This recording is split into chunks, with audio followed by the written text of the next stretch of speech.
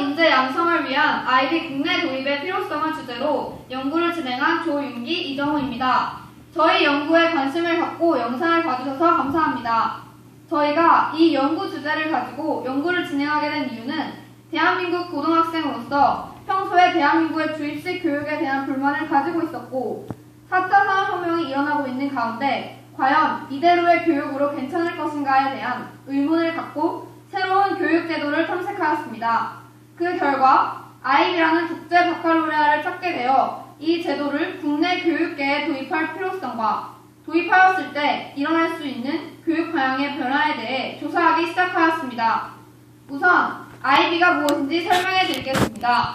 아이비란 인터내셔널 바칼로레아의 줄임말로 1968년 스위스 제네바를 기반으로 설립된 교육기관으로 4살부터 19살까지 학생들에게 3가지의 교육 프로그램을 제공하고 있습니다. 그 3가지로는 초등교육과정 프로그램, 중등교육과정 프로그램, 그리고 고등교육과정 프로그램이 있습니다. IBDP의 구성으로는 크게 4가지가 존재합니다. 첫 번째로 카스, 지식론, 논문 작성, 그리고 6개의 필수 과목 이수 및 외부평가와 내부평가의 시험 통과가 있습니다.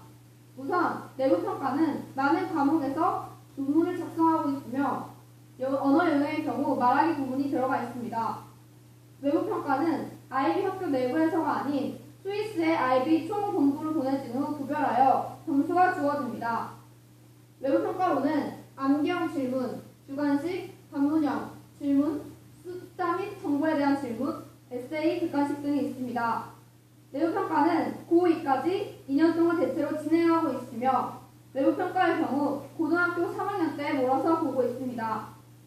디플로마 과정에 대한 공식적인 성적 증명서를 그 결과가 나오기 전에 학생들은 무료로 6개의 대학에 보내도록 요구하고 있습니다. 그 결과 아이비가 대학 입학에 있어 상위 100위 안에 드는 4년제 대학에 입학하는 좋은 성적을 보여주고 있습니다.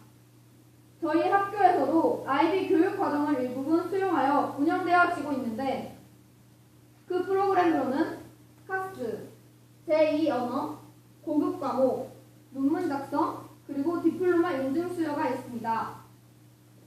저희는 지난 8월 충남 삼성고등학교 1, 2학년 학생 190명을 대상으로 아이비 제도에 대한 인지도 설문조사를 진행하였습니다. 그 결과 190명의 학생 중 91명의 학생들이 처음 들어본다고 답변하여 아직 학생들의 인지도가 미비함을 확인할 수 있었습니다. 하지만 학년별 인지도를 분석해 보았을 때 1학년 학생보다 2학년 학생들이 훨씬 더 높은 비율을 나타내어 학년이 올라갈수록 아이비 제도에 노출되는 일이 많이 발생함을 알 수 있었습니다.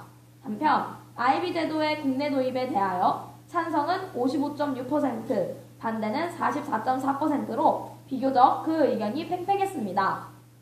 이후 희망자를 모집하여 아이비 제도의 국내 도입에 대해 구체적인 의견을 인터뷰한 결과 아이비 제도에 대해 알게 된 경로로 모두 본교에서의 철학 수업 및 대회라고 언급하여 수업 중 아이비 제도에 대한 언급이 학생들의 인지도에 굉장한 영향을 미친다는 것을 알 수 있었습니다.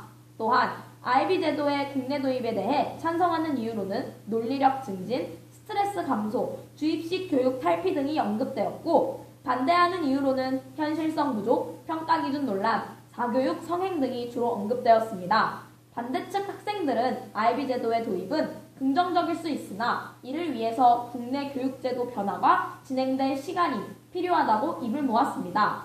이를 통해 학생들이 본인들과 밀접한 관련을 맺고 있는 만큼 아이비 제도에 대해 많은 관심을 가지고 다양한 생각을 하고 있음을 알 수 있었습니다. 마지막으로 국내 아이비 제도의 도입에 대한 현황 및 필요성에 대해 알아보았습니다. 현재 IBDP 과정 이수학교는 국내에서 경기외고가 유일합니다.